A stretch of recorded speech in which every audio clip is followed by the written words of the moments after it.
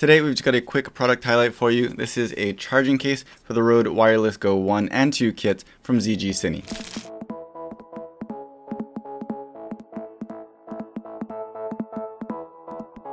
So this is a charging case that holds 3,400 milliamp hours of charge for storing and recharging a full kit of Rode Wireless Go series transmitters and receiver. There's a 4-stage battery level indicator and a power button on the outside, and it comes with 2 USB cables and a carrier bag for right around $50.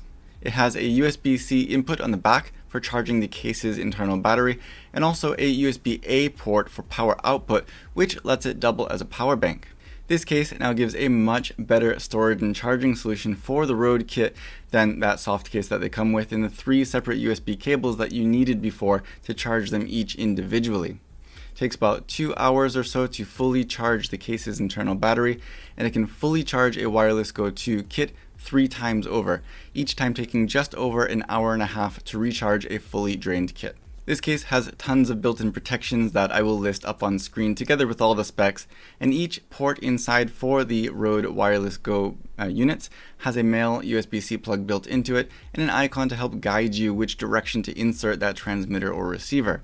They fit nicely in the slots, and the case itself closes magnetically. Now this is one of the main things that I said a kit like the Hollyland Lark 150 had over the Rode Wireless Go, was this charging case, so I'm excited to see this become available.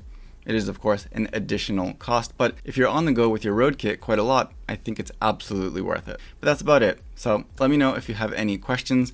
Otherwise, don't forget to like, subscribe, and all that good stuff, and I hope to see you next time.